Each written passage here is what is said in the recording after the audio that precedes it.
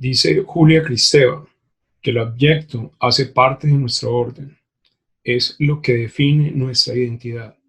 Soy Jorge León. Bienvenidos a Bildung.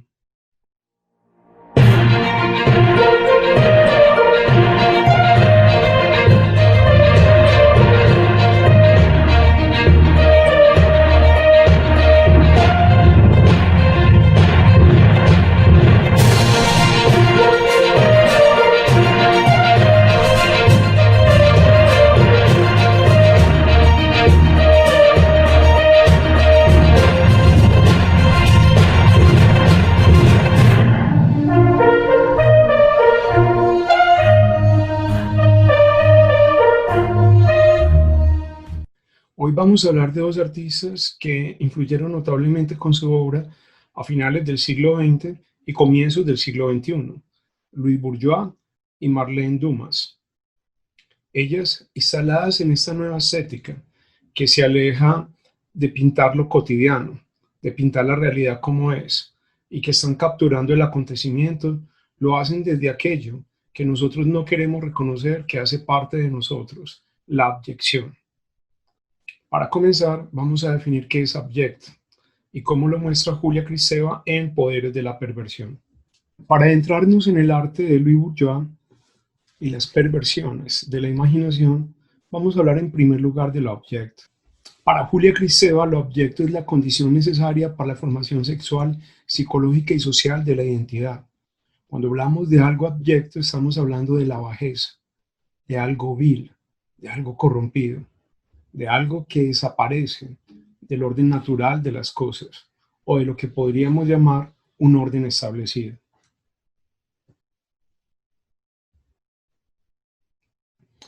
Para Kristeva, la identidad tiene unas fisuras en la abyección.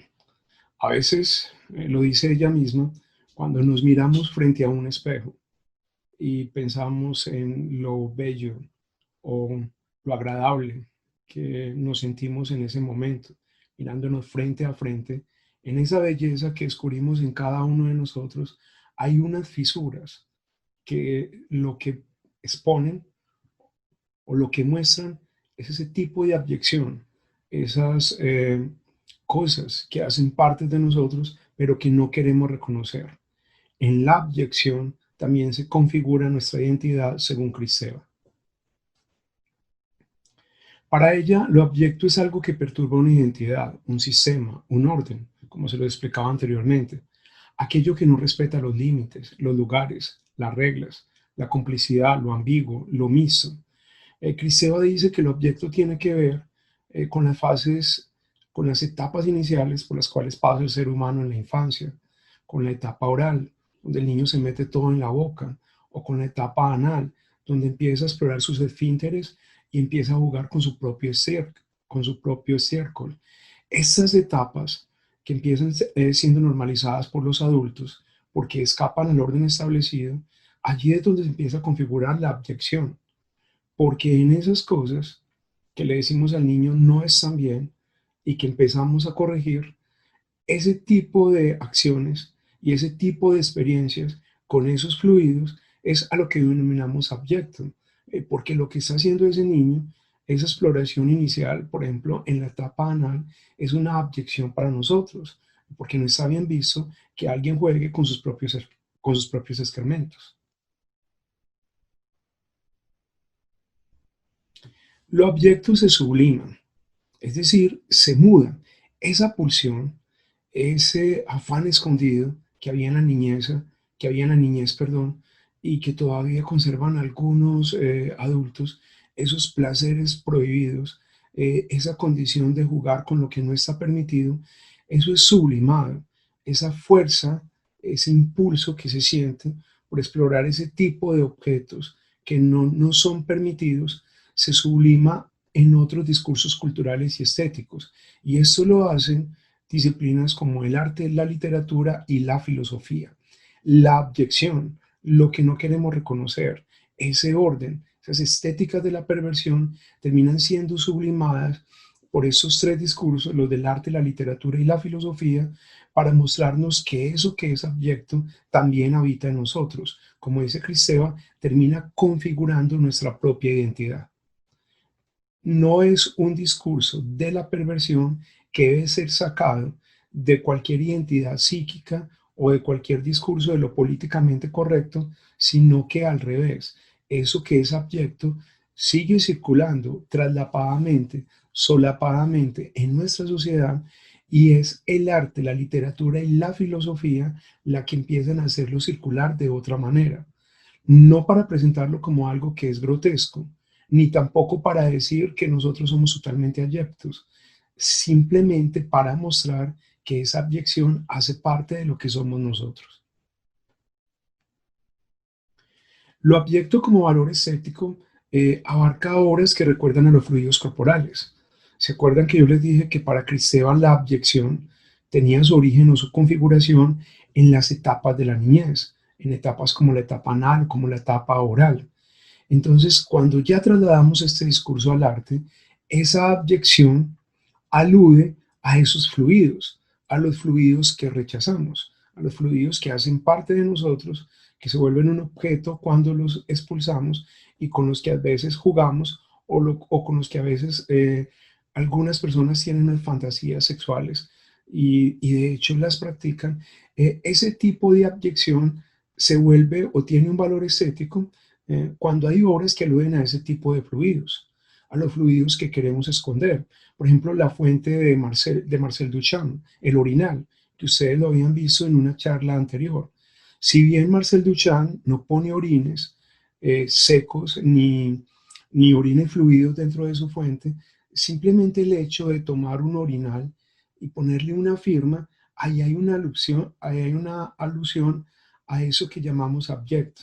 Pues porque a nadie se le ocurre que un orinal puede ser una obra de arte, pero el orinal me está remitiendo precisamente a ese objeto donde se expulsan los fluidos que queremos excretar.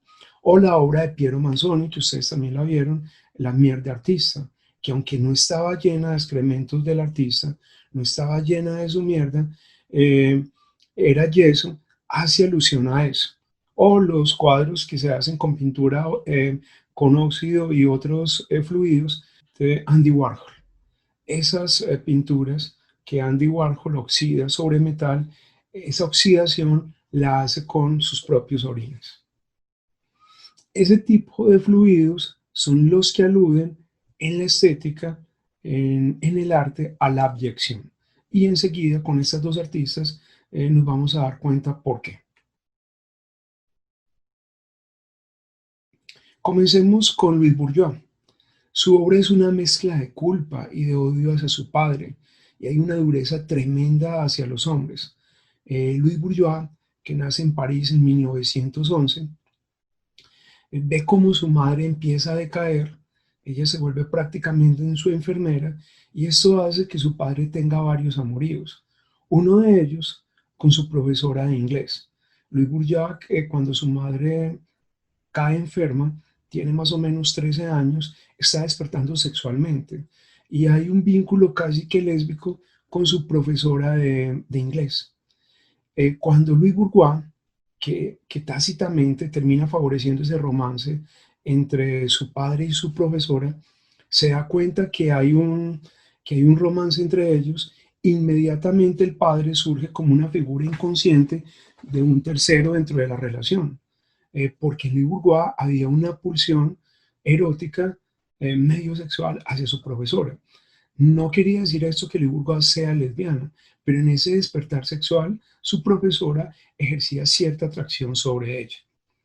Esa inconsciencia que resulta de ese vínculo que tiene Louis Bourgeois hacia su profesora hace que el padre aparezca como el opositor, digámoslo, en este triángulo, entre comillas, amoroso. En sus cuadernos de notas, Louis Bourgeois escribe esto sobre los hombres.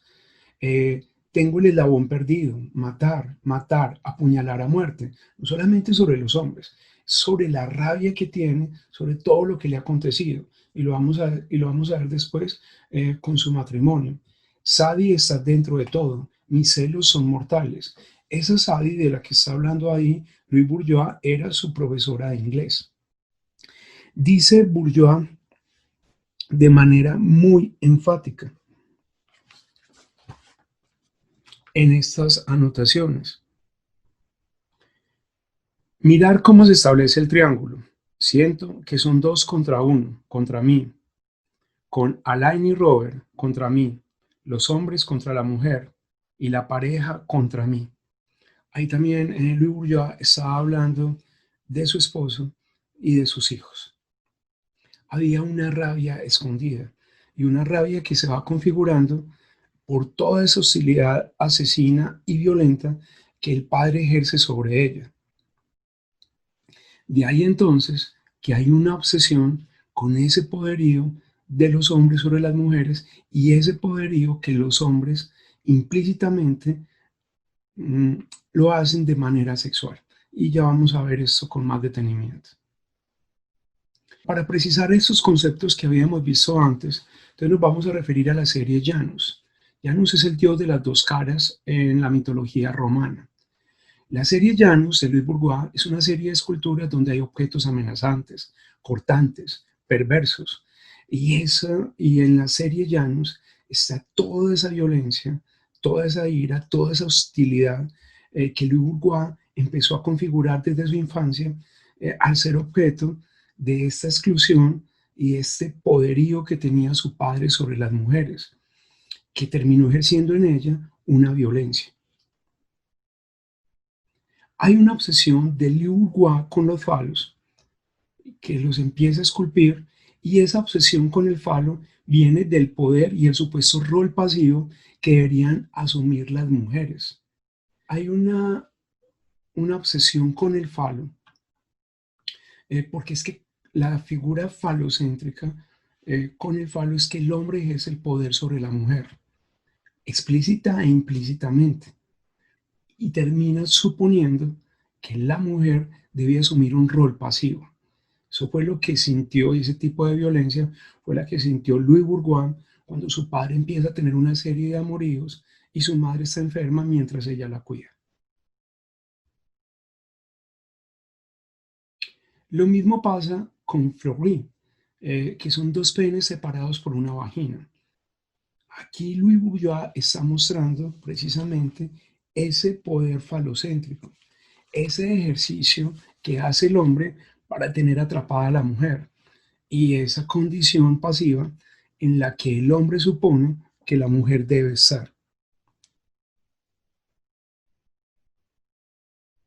Ahí hay una representación que hace Bourgeois de un organismo florecido compuesto por dos penes separados por una vagina.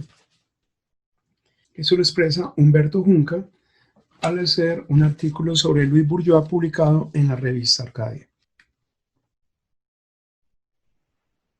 Aquí miramos de esa misma serie Florin, ahí tienen, es la misma escultura, trabajada con los mismos materiales, pero con diversos colores. Louis Bourgeois está mostrando que a pesar de todo, la mujer no tiene un rol tan pasivo como parece y que la mujer florece en esa suposición en la que el hombre piensa que tiene el poder.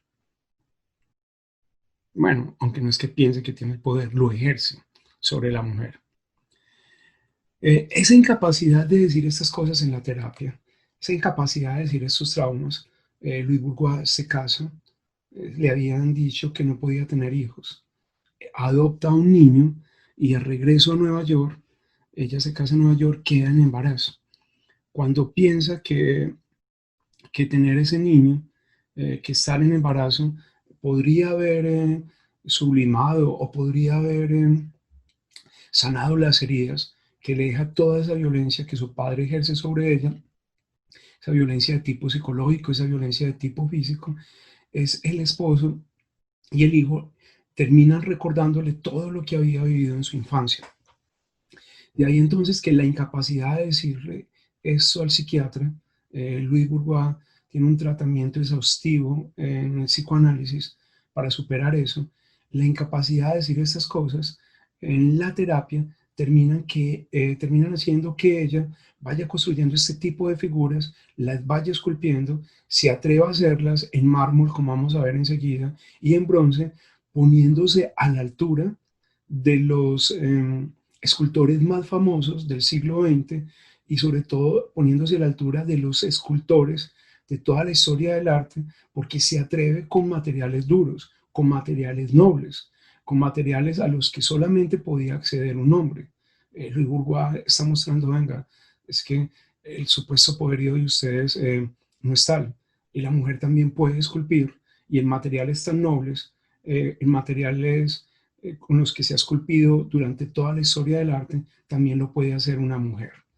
Esa incapacidad, como les había dicho, de decir todas esas cosas en terapia, de decir lo que le recordó después de haber quedado en embarazo, su relación con su hijo y con el esposo, es lo que lleva a Louis Bourgeois a mudar ese impulso, ese deseo de querer matar, ese odio que tenía reprimido contra el padre, contra los hombres, lo lleva a mudarlo en el arte.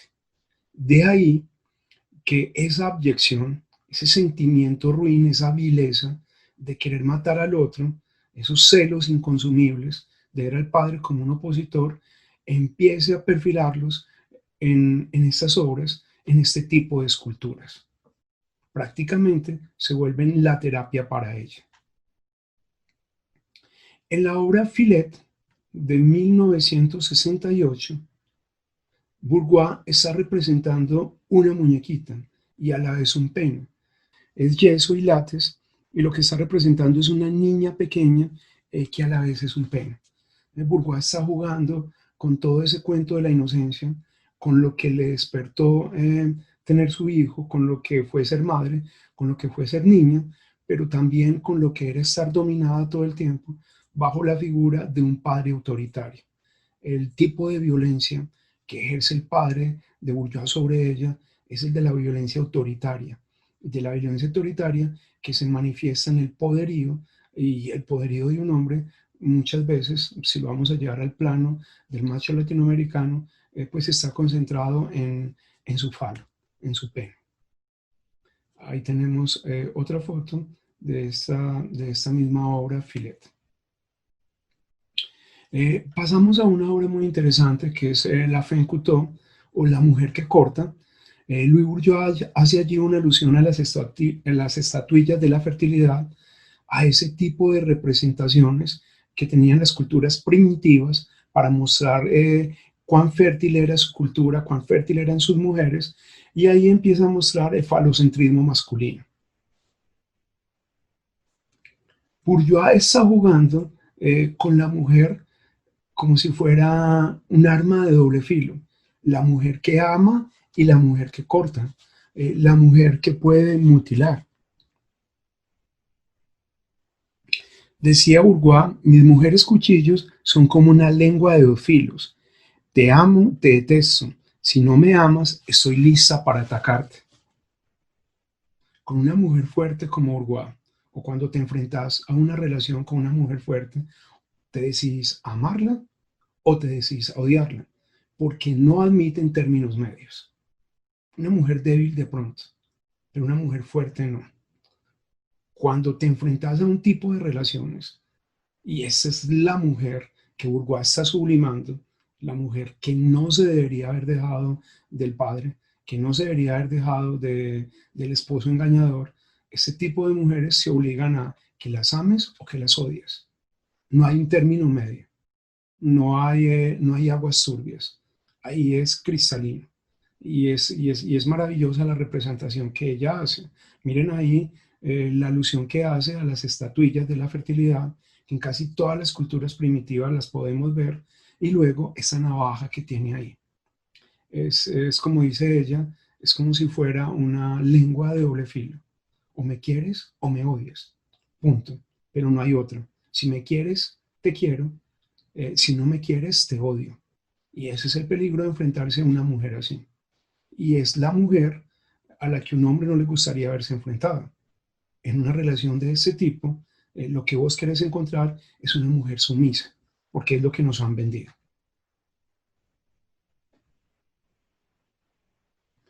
Era lo que les había comentado antes, lo que decía Bourgeois, te amo, te detesto, que muchas veces también es lo que pasa al inicio de una relación, donde no sabemos hasta qué punto estamos enamorados, hasta qué punto más bien estamos detestando a la persona, pero más adelante, agrega Bourgeois, si no me amas, te ataco, porque con un tipo de mujer así, y lo que hace Bourdieu es mostrar cómo la mujer, diríamos en estos términos, una palabra, diríamos en esta época, perdón, una palabra que me aterra, cómo la mujer se empodera. Pero aquí no es que la mujer se empodere, aquí es que la mujer debe tener el discurso. Y el discurso es, ámame porque te voy a amar, pero si no me amas, te voy a atacar, porque no estoy dispuesta a ser tu objeto.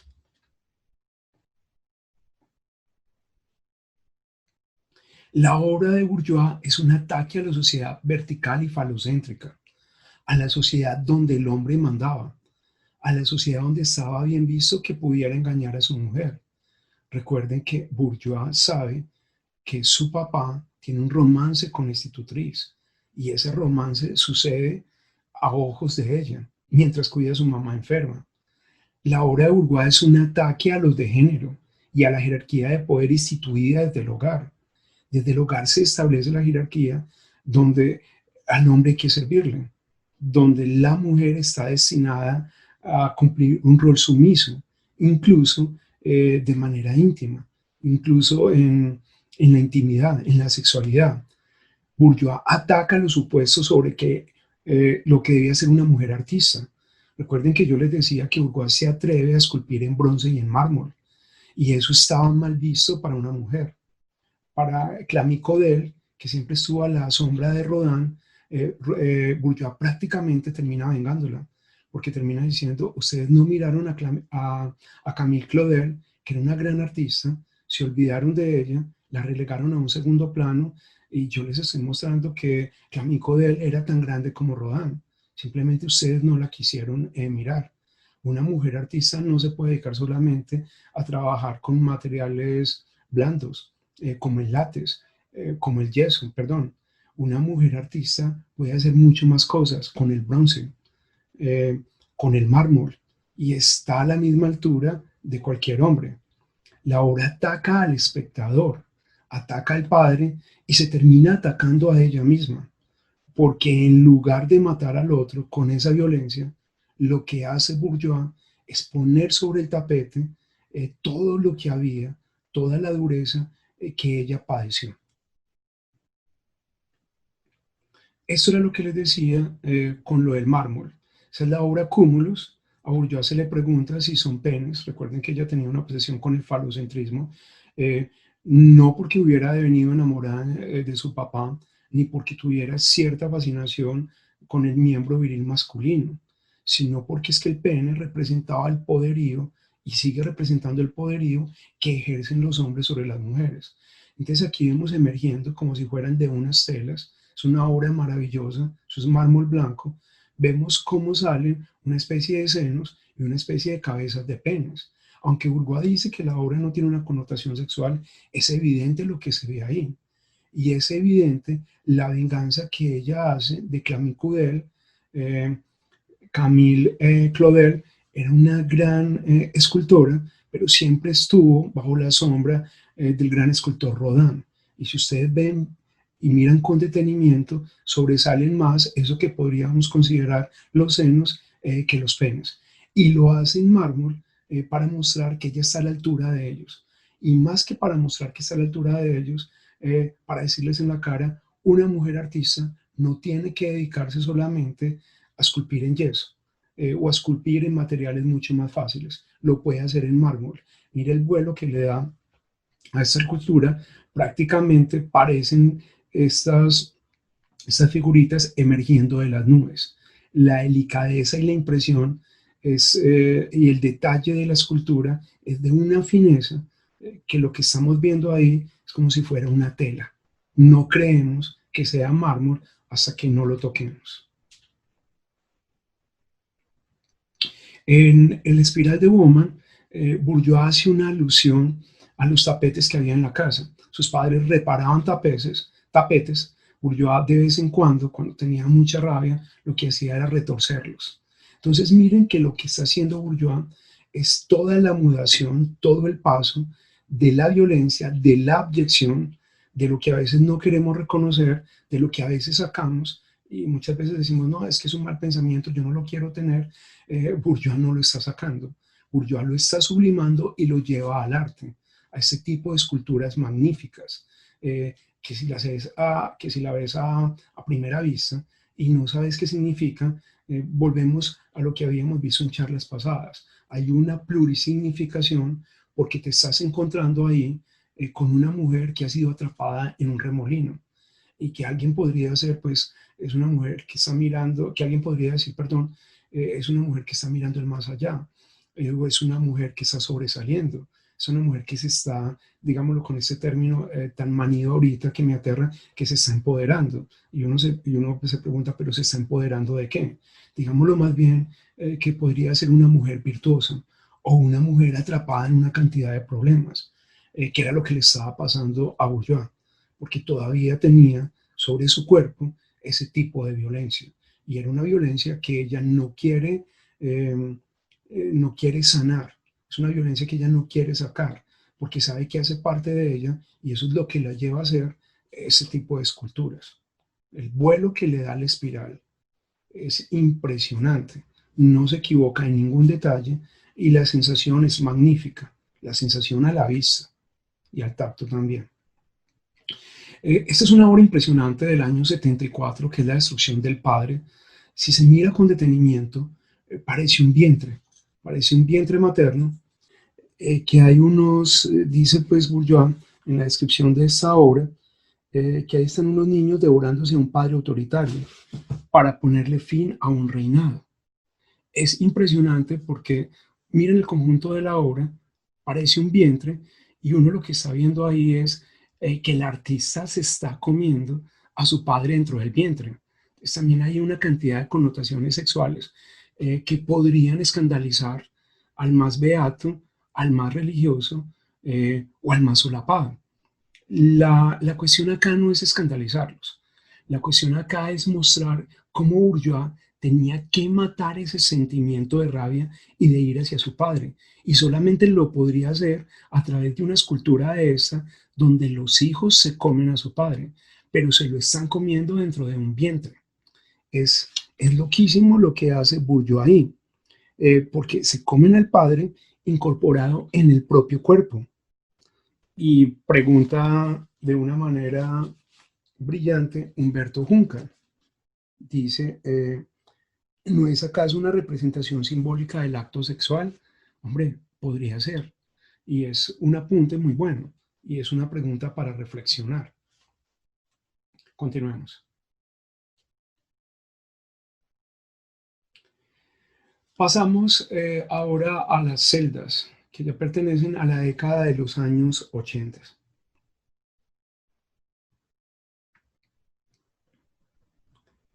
Dice Bourgeois cuando le preguntan, bueno, ¿y por qué estas instalaciones? ¿Y por qué con celdas? Y dice que cada celda se vincula a un temor. Es bellísimo este trabajo que hace Bourgeois, porque cuando vos acudís al psicoanalista, es en teoría para sacar a la luz todos esos dolores, para verbalizarlos. Y fue lo que ella no pudo hacer con el psiquiatra.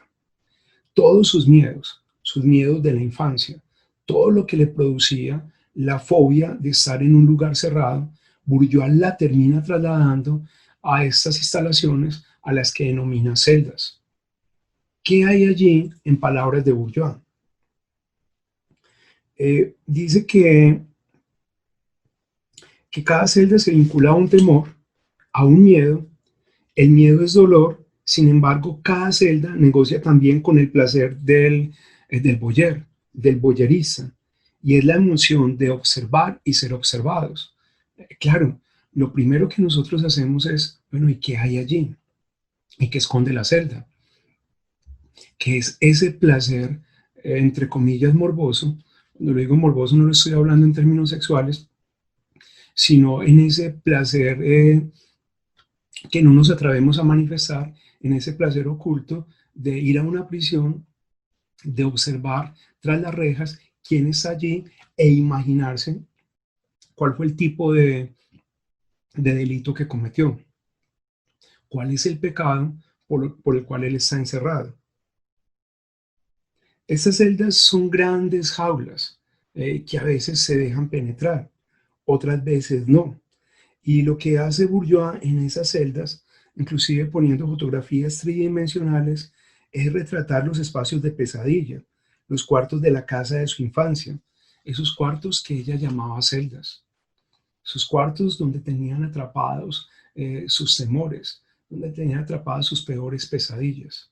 Es una instalación de todo lo que, de todas las marcas que le dejó la infancia, de esos encierros insoportables a los que le sometía a veces su padre.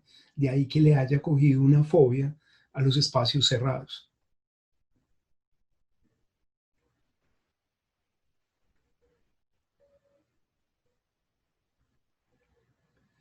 En las celdas hay encierro, hay opresión, hay una obsesión de Bourdieu con los recuerdos y está lo que les decía antes, está la dinámica de observar y ser observado.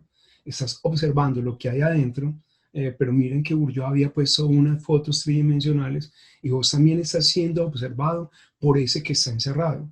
Ahí es donde se maneja el cuento del boyerista, el placer del boyer, que alguien te está observando y a lo mejor vos no lo ves y usted también tiene curiosidad por saber qué es eso que está ahí dentro de la celda, lo que está encerrado.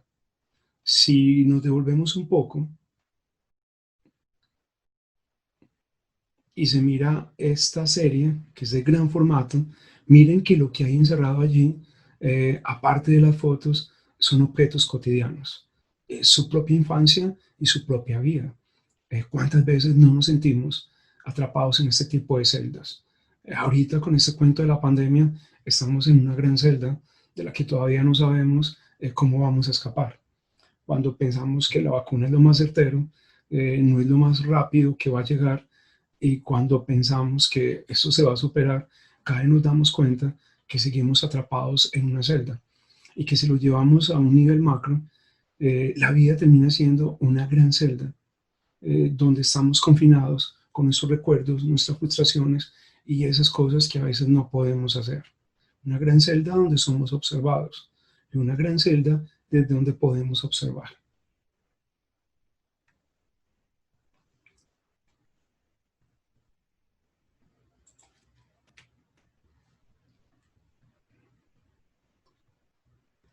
Finalmente, vamos a entrar a las arañas. Las arañas son de las últimas colecciones, de los últimos trabajos de Louis Bourgeois, donde Louis Bourgeois muestra la madre como refugio y la madre como amenaza. Si nos remitimos a los primeros minutos de esta charla, ustedes recuerden que lo que hace Bourgeois, o lo que hay escrito en Bourgeois, es una cantidad de complejos que se empiezan a anidar, que se empiezan a formar durante su infancia. Uno podría decir incluso que cuando el padre aparece de manera inconsciente, en esa relación que ella establece con su profesora, esa relación imaginaria, es decir, el deseo que le inspira a su profesora, y cuando se da cuenta que su profesora de inglés, Sadie, tiene un romance con su padre y el padre aparece inconscientemente como el tercero en esa relación, pues uno podría decir que hay un complejo de Electra no superado, que es el contrario, el complejo de Edipo, que padecemos los hombres con la madre. Entonces uno podría decir que allí hay eso. Y lo mismo pasa con las arañas. A pesar pues de que el odio visceral que siente Bourgeois es hacia su padre y hacia los hombres en general, porque es que ese odio se lo despierta después su esposo y el nacimiento de su hijo, lo que hacen es recordarle todo eso, pues con las arañas Bourgeois también muestra que la madre es refugio, pero que la madre es amenaza.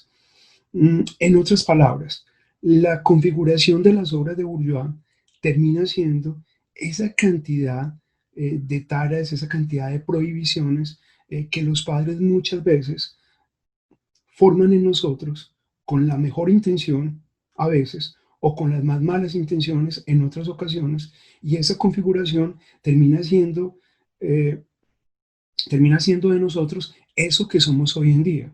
Todas nuestras taras, todos nuestros miedos, eso se lo debemos a nuestros padres. De ahí que la madre sea una madre refugio y una madre amenaza, porque con el mayor amor que tienen las madres terminan influyendo en nosotros, positiva o negativamente, pero terminan influyendo y terminan formándonos a imagen de ellas. Entonces la madre en este caso también puede ser una amenaza. porque por más buenas intenciones que tengan hacia nosotros, pues muchas veces lo que hacen es trasladarnos sus miedos, sus prohibiciones, sus mismas taras. Estas obras son de un gran formato. Esta está, por ejemplo, al lado del Museo Guggenheim en Bilbao, y en esas obras Bourdieu está mostrando eso. La madre protectora, pero también la madre que como una araña es una amenaza. Incluso Bourdieu se identifica también como eso, como la madre araña, es decir, como ella también puede ser una araña, esa que va tejiendo dentro de su red para protegernos, pero esa que también dentro de su red nos puede terminar matando, asfixiando. Como lo decía ahorita, porque lo que hacen las madres es trasladarnos mm, ese tipo de, ese tipo de inhibiciones, esa visión de mundo que ellas tienen, que ellas consideran que a veces es la más acertada, pero que otras veces no. Pero que para mal o para bien, nosotros terminamos siendo lo que somos por esa formación que ellas han hecho en nosotros, ellas y nuestros padres. Aquí tienen una foto, otra perspectiva. Ahí está el Guggenheim, a mano izquierda el museo en Bilbao, y en las afueras está esta araña magnífica de Bourdieu. No es escala, es real. Y aquí en una exposición itinerante encuentran otra de ellas. Bourdieu, ¿qué hace? Pacta su depresión, su perversidad y ansiedad con el arte. Eso es lo que no la deja llevar esa abyección al plano material. Eso es lo que hace que ella no haya matado a su padre, por ejemplo. Cuando su padre muere, el dolor más grande que tiene Bourdieu es que no le pudo decir nada de eso.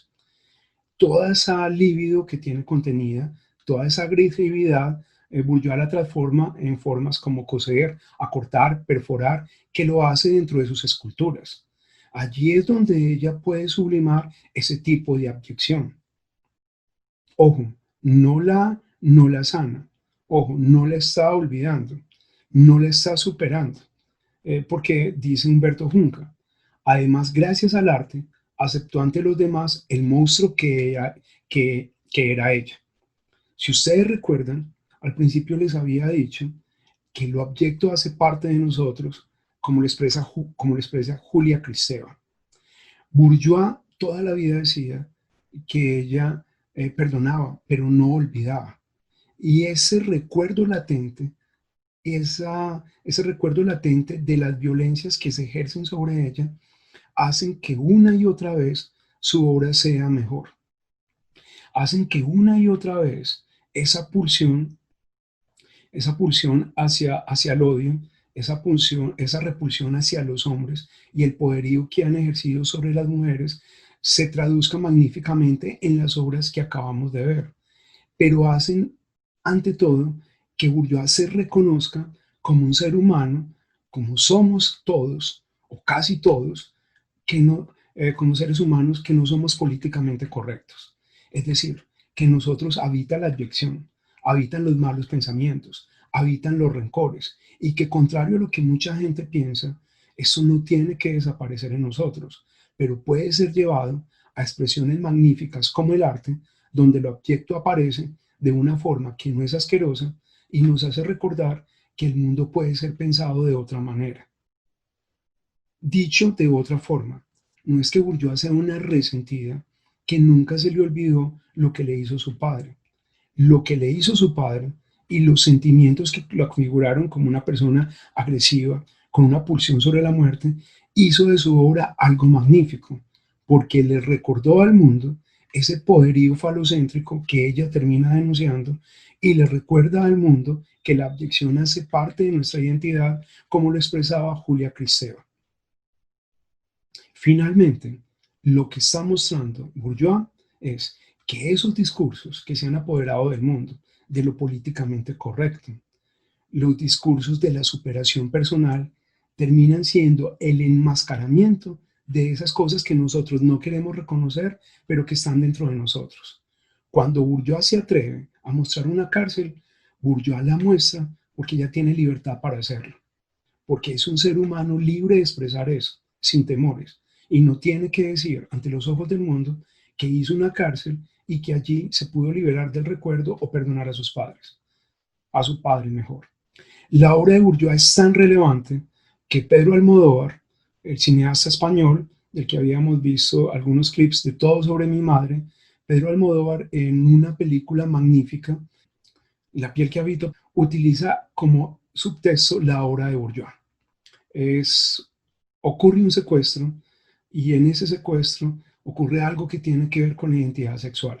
No les puedo contar más porque les daño la película, pero esa identidad se va configurando a la luz de la obra de Bourdieu que aparece repetidamente dentro de la película y sobre todo que se encarna en su protagonista. De Bourdieu pasamos a Marlene Dumas. Marlene Dumas, que nace en Ciudad del Cabo, en Sudáfrica, es una pintora y una de las preocupaciones grandes de Marlene Dumas, mejor, es encarnar los horrores de la vida. A Marlene Dumas le había tocado el apartheid. El apartheid es esta política que había en Sudáfrica de clasificar a la gente según la raza y de separar a blancos y a negros. Recuerden ustedes que Sudáfrica fue conquistada por los holandeses. Allí se estableció un sistema de razas que excluía unas y otras, los blancos separados de los negros y de los mestizos. Marlene Dumas encarna esos horrores de la vida.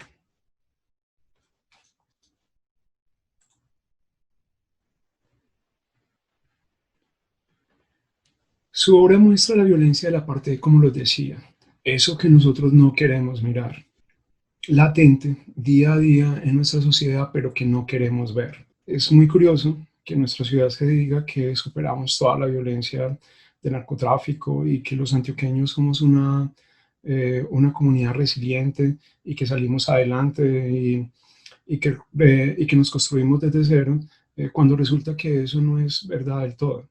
Las violencias empezaron a manifestarse de otro tipo y esa cultura mafiosa y narcotraficante mudó a otros esquemas. Se ejerce una violencia de pronto menos evidente que la que veíamos en los años 80, pero la hay. Entonces, claro que somos una comunidad resiliente, pero hay cosas que no queremos ver.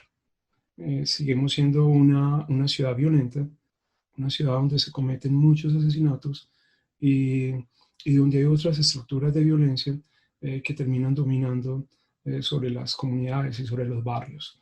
Eso que no se quería ver en Sudáfrica, como el apartheid, es lo que termina mostrando Marlene Dumas en su obra. Marlene Dumas obliga al espectador a encarar los horrores de la vida.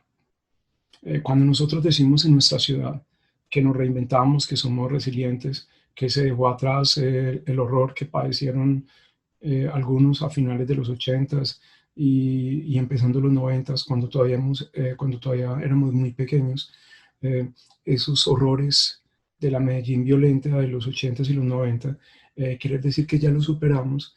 Eso es desconocer los horrores que siguen pasando en nuestra ciudad, que ya no son tan visibles, pero que todavía están. Esa violencia enquistada todavía la tenemos y no se puede decir que aunque hayamos reinventado cosas, eso ya lo hemos superado.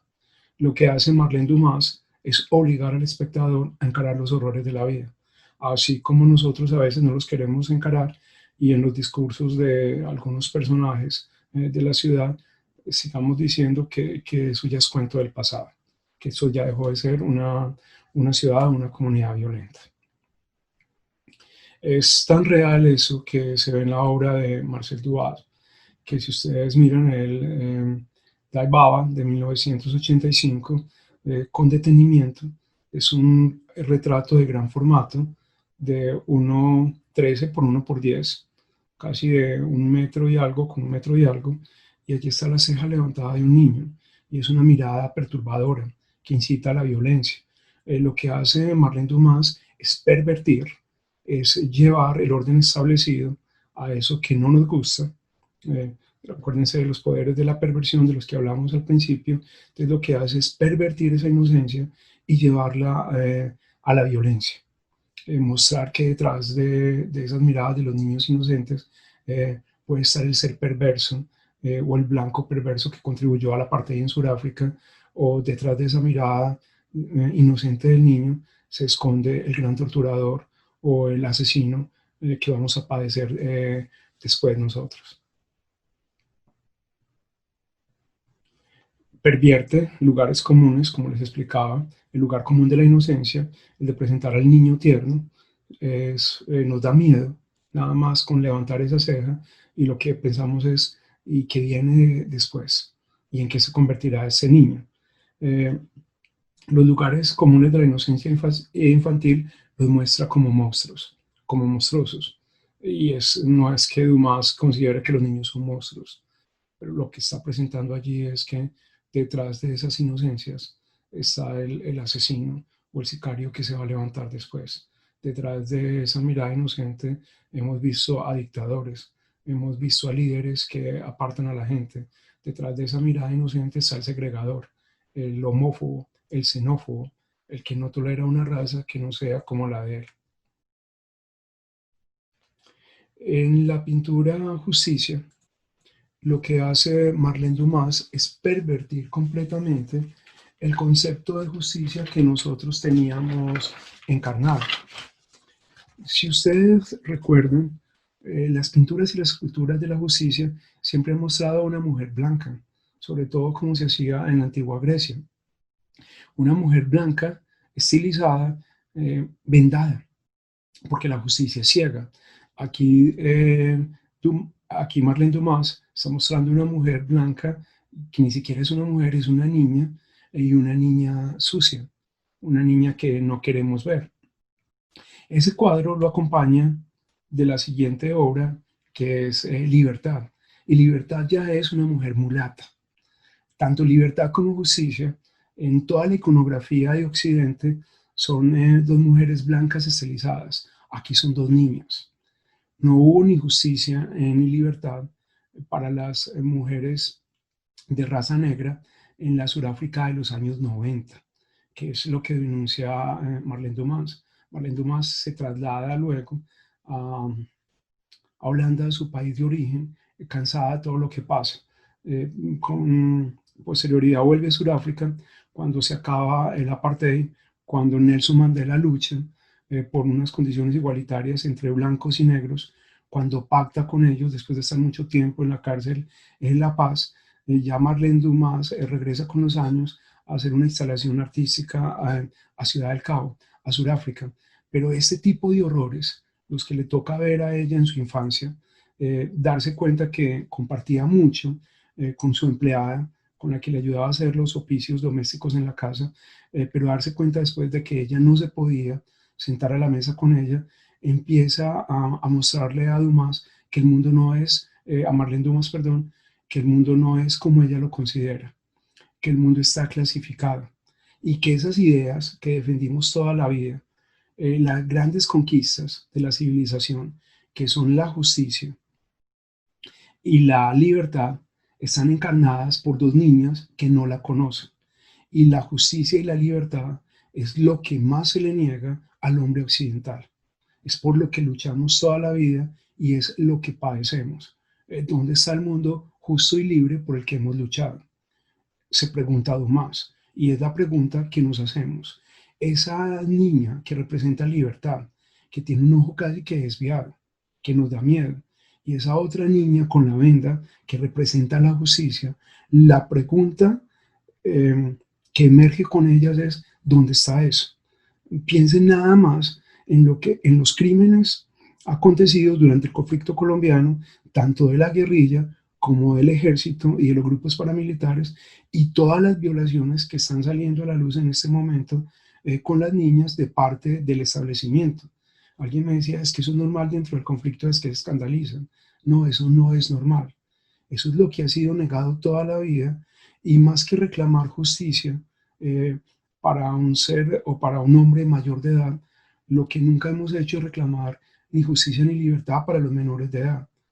Por eso es que es tan grave y es tan doloroso, y sobre todo cuando un crimen que le niega la libertad y la justicia a una niña de esas es cometido por las fuerzas del establecimiento, por el ejército. Más allá de eso, Marlene Dumas está mostrando cómo estos conceptos o cómo hemos sido privados mejor de estos conceptos. Se burla de que eso haya sido una conquista de Occidente, porque en Sudáfrica no había libertad para la mujer mulata, mucho menos para la mujer negra. Eran apartadas, apartadas de los blancos colonos, en una tierra que ni siquiera era de ellos. ¿Dónde está esa libertad? Y esa libertad la muestra en un ser indefenso, pero en un ser terrorífico, porque esa libertad ha huido de ellos, ha huido de nosotros. ¿Cuál libertad en estos momentos donde todavía seguimos sitiados por unas aristas del conflicto y la gente se niega a pactar la paz? ¿Cuál justicia si lo que busca todo el mundo es favorecer sus propios intereses? Dumas lleva al espectador a preguntarse sobre la responsabilidad en el desastre social, en lo que estaba pasando en Sudáfrica. Ella no se va huyendo escandalizada del apartheid, porque ella era privilegiada allí. Ella se va y empieza a retratar lo que veía en las revistas finas, en las revistas de moda, en las revistas del mundo, en las revistas glamurosas, empieza a retratar y a pervertir esa imagen prefabricada del mundo glamuroso, en este tipo de retratos. La pregunta que nos hace Marlene Dumas a nosotros es por la responsabilidad que tenemos en ese conflicto, por la responsabilidad que tenemos en una paz que se pactó y que estamos dejando ir, por la responsabilidad que tenemos con la masacre de los líderes sociales en este momento. Eh, Dumas nos pregunta por qué nos molestan tanto esas imágenes. Nos molestan porque nos tocan, nos molestan porque no son bellas. En esa obra del 2002, en Blindfolded, hay un hombre negro vendado, un hombre que va al patíbulo, un hombre que va a ser ejecutado. Lo mismo pasa con The Painter, que es casi que un autorretrato. Miren el grado eh, de maldad que se puede traducir allí, el grado de monstruosidad en esa niña. No hay nada tierno. Una niña, la pintora, manchaba sus manos de azul y de rojo, dos rasgos particulares, pero una niña que está mostrando los horrores de esa violencia de la que fue testigo Marlene Dumas en Sudáfrica, pero que es una violencia muy cercana a lo que todavía seguimos padeciendo aquí en Colombia y en cualquier parte del mundo donde haya un conflicto prolongado por la raza, por la edad, perdón, por la raza, por la guerra, mm, por los recursos, por la educación. En una sociedad donde todavía se aparte a los otros, pues lo que simplemente estamos viendo son horrores, horrores de esa violencia, y esos horrores quedan marcados en el cuerpo. La mirada no podría ser inocente. En Blindfolded vemos a un hombre vendado, como si se le hubiera privado de su nacionalidad, de su raza y de su cultura. Esta hace parte de una serie de pinturas que reaccionan a la tragedia interminable de los palestinos.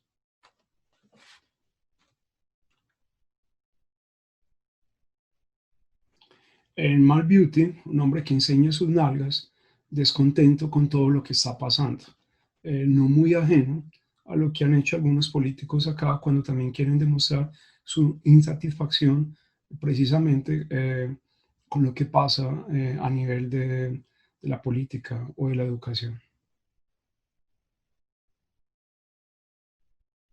Este es una obra del 2004 con el grupo Baader-Meinhof en la prisión de alta seguridad de Steinman.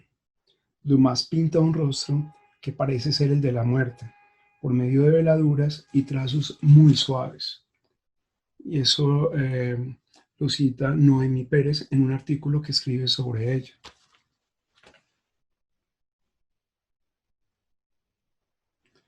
Estos desnudos que nos inquietan, estos desnudos que nos molestan, por ejemplo, este de Miss Pompadour, le preguntan a Marlene Dumas, bueno, ¿y por qué este tipo de desnudos? Y lo que responde Dumas es que a ella no le interesa tanto el cuerpo, a ella le interesa saber lo que pasa adentro. Incluso cuando hace un retrato de la modelo conocida Naomi Campbell, Lo que Dumas le expresa a la prensa, o lo que Dumas le expresa a la prensa es que no le interesaba tanto pintar a Naomi Calvi desnuda, sino como saber qué estaba pasando adentro.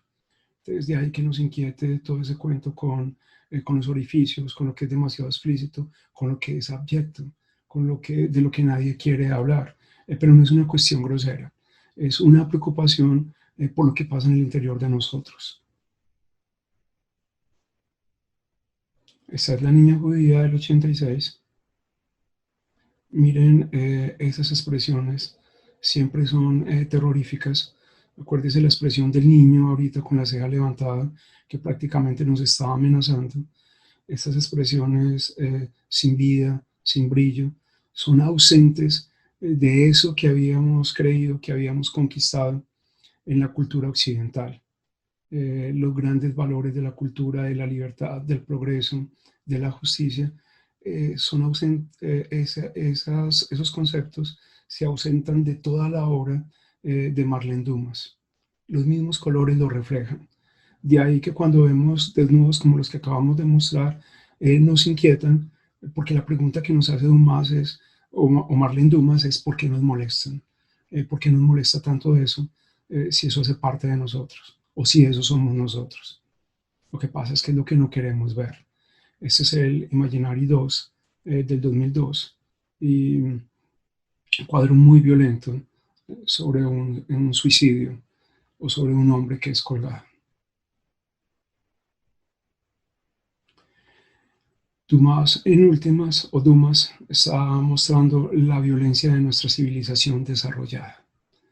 Eso de lo que no hemos escapado, eso que sigue latente en los discursos homofóbicos de los Estados Unidos o de la Europa cultural y multirracial, o los discursos violentos de un país como el nuestro, donde las guerrillas ya han mudado a grupos criminales, lo mismo que los grupos paramilitares, y donde el conflicto empieza a tener otros focos en otras partes del país. Hoy vimos tres conceptos fundamentales. La abyección como parte de nosotros, entendida como esa bajeza, como esa vileza, o como esas cosas que escapan al orden establecido y de las que nadie quiere hablar.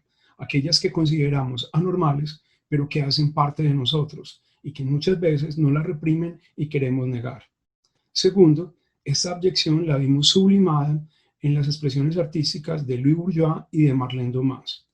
Con Louis Bourgeois entendimos que esa pulsión hacia la muerte, que esos pensamientos de matar o de querer cortar, se pueden mudar hacia una representación estética. Y lo que nos están mostrando es que esas cosas que nosotros queremos negar hacen parte nuestra y no tenemos por qué sentir vergüenza sobre ellas, ni darles tampoco ninguna categoría moral, porque el arte no nos va a volver mejores personas. Louis Bourgeois lo dijo toda la vida: yo no olvido, perdono, pero no olvido. De ahí que su obra era tan magnífica, y lo que más le dolió fue no haber hablado esto con su padre, porque nunca lo que buscó fue sanar esas heridas.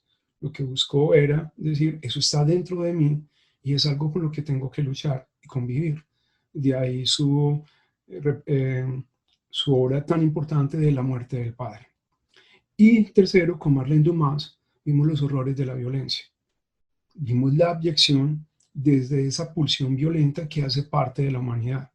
Eso que queremos sacar y destruir con los discursos de la autosuperación, pero que se inserta.